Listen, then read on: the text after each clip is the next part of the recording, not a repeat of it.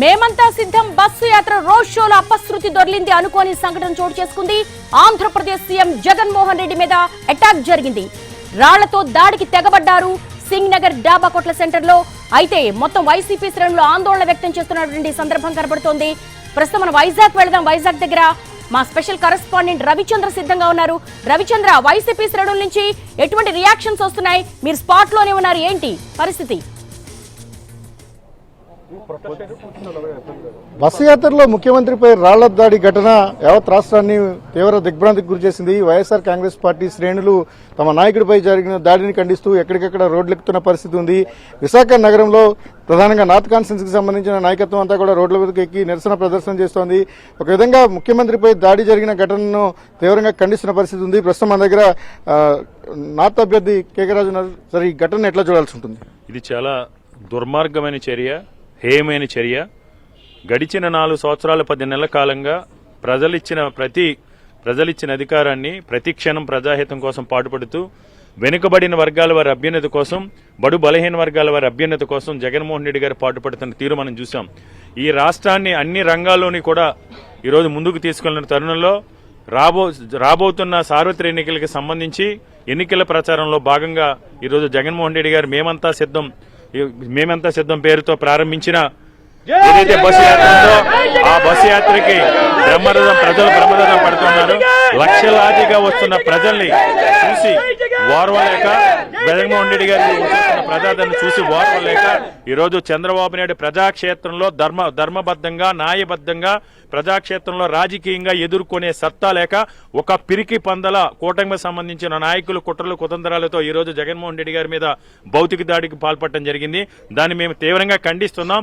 ఈరోజు గడిచిన 4 సంవత్సరాల 10 నెలల కాలంలో వైఎస్ఆర్ కాంగ్రెస్ పార్టీ ప్రభుత్వంలో అధికారంలో ఉన్నప్పుడు ఈనాడు పత్రికలో, ఆంధ్రజ్యోతి పత్రికలో కావచ్చు, ఈ కూటమికి సంబంధించిన నాయకులకు కావచ్చు, అనేక సందర్భాల్లో రెచ్చగొట్టే విధంగా, అనేక సందర్భాల్లో జగన్మోహన్ రెడ్డి గారిని నోటుకొచ్చిన విధంగా వైఎస్ఆర్ కాంగ్రెస్ పార్టీ అభిమానులు, ప్రజలు కూడా ఈరోజు ప్రజలను కూడా రెచ్చగొట్టే విధంగా ఎన్నిసార్లు మాట్లాడ్డా మా నాయకుడు మాకు క్రమశిక్షణతో ఉండమని, మా నాయకుడు ఆదేశాల మేరకు చాలా సమన్వయంతో, చాలా క్రమశిక్షణతో ఈరోజు రాష్ట్ర ప్రజలు కానీ, వైఎస్ఆర్ కాంగ్రెస్ పార్టీ అభిమానులు కానీ ఈ రోజు వరకు కూడా వ్యవహరించారు.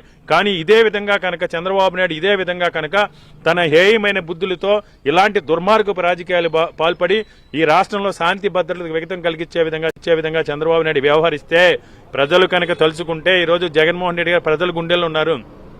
చంద్రబాబు నాయుడు కానీ, లోకేష్ కానీ, కూటమి నాయకులు కానీ వీపీ విమానం మూత ఎక్కే విధంగా ప్రజలు మిమ్మల్ని తరిమి కొడతారు. కాబట్టి బేషరతుగా చంద్రబాబు నాయుడు చేసిన ఈ దుర్మార్గపు కుట్రకి బేషరతుగా క్షమాపణ చెప్పి ప్రజాస్వామ్యతంగా ఎవరైతే దాడికి పాల్పడ్డారో అందులో కుట్ర కోణాన్ని బయట పెట్టాలని మేము డిమాండ్ చేస్తున్నాం. లేదంటే కనుక ఈ రాష్ట్రంలో శాంతి భద్రతలకు, ఎందుకంటే మేము చాలా ఇప్పటి వరకు కూడా రాష్ట్రాన్ని జగన్మోహన్ రెడ్డి గారు అన్ని రంగాల్లో కూడా ముందుకు తీసుకెళ్లారు. మేము శాంతియుతంగా ఉన్నాం. ఎప్పుడు కూడా మేము సమన్వయంతో ఈ రాష్ట్ర అభివృద్ధిని కాంక్షిస్తున్నాం. ఈ రాష్ట్రంలో ఆందోళన జరగకూడదు, ఈ రాష్ట్రంలో శాంతి భద్రతలు విఘాతం కలగకూడదని మేము ఈరోజు సమన్వయిస్తున్నాం. ఇప్పటికైనా చంద్రబాబు నాయుడు తన తప్పు తెలుసుకుని విజ్ఞతతో మెలగకపోతే తెలుగుదేశం పార్టీ నాయకులు కానీ, దాడికి ప్రోత్సహించిన వారు కానీ తగిన మూల్యం చెల్లించుకుంటారు. మా సమన్వయాన్ని మీరు అసమర్థత అనుకోవద్దు. మా సమన్వయాన్ని మీ పరీక్ష పెట్టొద్దు.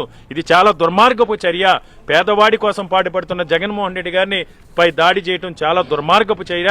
మీకు దమ్ము ధైర్యం లేక మీరు ప్రజాక్షేత్రంలో ఒంటరిగా రాలేక పందులు గుంపులుగా వచ్చినప్పుడు కూటమి కట్టారు. ఇప్పటికే అది కూడా మీకు మీ పాచిక పారక ఈ రోజు ఇలా భౌతిక దాడులు పాటుపడతాను మేము తీవ్రంగా ఖండిస్తున్నాం. కాబట్టి చంద్రబాబు నాయుడు, తెలుగుదేశం నాయకులు, ఎందుకంటే ఈ రోజు ఈ మధ్య చూసాం రెచ్చగొట్టే ప్రయత్నాలు చేస్తున్న ప్రతి చోట కూడా చంద్రబాబు నాయుడు ప్రసంగం గాని, లోకేష్ గారి ప్రసంగం గాని ప్రతిసారి రెడ్ బుక్ అంటాడు, రెడ్ బుక్ లో రాసే ఉంటాడు, తాట తీస్తూ ఉంటాడు, తోలు వెరిస్తే. ఇదా మీరు ప్రజాస్వామ్యంలో మీకు నేర్పింది? ఇదేనా మీరు నేర్చుకున్న ప్రజాస్వామ్యంలో? అంటే మీరు మీ శ్రేణుల్ని రెచ్చగొట్టి శాంతి భద్రతలు విఘాతం కలిసి ఎన్నికలు కూడా ఓడిపోతామని భయంతో ఆంధ్రప్రదేశ్ రాష్ట్రంలో ఎన్నికలు కూడా జరగకుండా చేయాలని కుట్రలో భాగంగానే ఈ చంద్రబాబు నాయుడు హేయమైన చర్యకు పాల్పడ్డాని దాన్ని మేము తీవ్రంగా ఖండిస్తూ ఉన్నాం.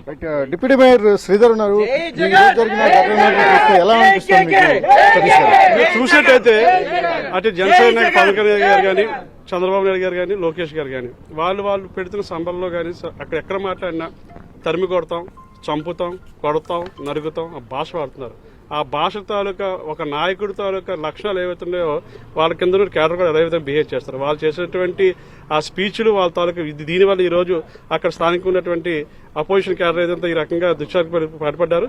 ఎప్పుడైనా సరే రాజకీయాల్లో ఒక ఉన్నతంగా ఉండాలి, ఒక ఉన్నతంగా వెళ్ళవలసిన బాధ్యత అన్ని రాజకీయ పార్టీలు. కానీ ఈ రోజు ఉన్నటువంటి చంద్రబాబు నాయుడు గారు కానీ జనసేన పవన్ కళ్యాణ్ కానీ వాళ్ళు ఉన్నతమైనటువంటి పరిణామాలు పాటించకపోవడం వల్ల రాష్ట్రంలో ఒక వికృతమైన చేష్టలు రాజకీయాలు మన ఆంధ్రప్రదేశ్లో ఇవన్నీ ముందుకెళ్తున్నాయని మనం అందరం అర్థం చేసుకోవాలి. డెఫినెట్ గా వాళ్ళు ఈ రోజు దృష్టి పాటపడిన దాని అర్థం ఏంటంటే వాళ్ళ ఓటమి వాళ్ళు అంగీకరించారు కాబట్టి ఈ రోజు జగన్మోహన్ రెడ్డి గారి దాడి చేసే పరిస్థితి ఆ రోజు వాళ్ళకి ఏర్పడింది. డెఫినెట్ గా ప్రజలు చూస్తున్నారు. ఖచ్చితంగా రానున్న ఎలక్షన్స్ 151 సీట్లు కాదు 175/170 కూడా వైఎస్ఆర్సీపీ పార్టీ గెలుచుకునే పరిస్థితి ఈరోజు రాష్ట్రంలో ఉందని తెలియజేస్తున్నాం. ఎన్నికల నియమావళి ఉన్న కారణంగా చాలా మంది ఇప్పటికే రోడ్లెక్క పరిస్థితి కనిపిస్తుంది. వైఎస్ఆర్ కాంగ్రెస్ పార్టీ నాయకత్వం అంతా కూడా ఏదైతే కూటమి నేతలకు వ్యతిరేకంగా నినాదాలు చేస్తున్నారు, పెద్ద ఎత్తున ఆందోళన చేస్తున్న పరిస్థితి ఉంది. ర్యాలీలు కూడా ప్రారంభమయ్యాయి. ఎక్కడికక్కడ నిరసన ప్రదర్శనలు చేయడం ద్వారా ప్రభుత్వం ఏదైతే జగన్మోహన్ రెడ్డి పైన దాడిని అత్యంత హేయమైన ఘటనగా ఖండిస్తున్నారు. ప్రస్తుతానికి విశాఖ నగరంలో అనేక చోట్ల ఈ ర్యాలీలు నిరసన ప్రదర్శన ప్రారంభమవుతున్నాయి. రేపు కూడా తమ ఆందోళనలు కొనసాగిస్తామని నాయకత్వం చెప్తున్న పరిస్థితి కనిపిస్తోంది. ఓవరాల్ గా ముఖ్యమంత్రి మీద అటాక్ ఘటన వైఎస్ఆర్ కాంగ్రెస్ పార్టీ శ్రేణులకు తీవ్ర దిగ్భ్రాంతికి గురి చేసింది. ఒక విధంగా షాక్ లో ఉన్నారనేది మనం చెప్పుకోవచ్చు. Devi, right Ravichandra, thanks for the live updates.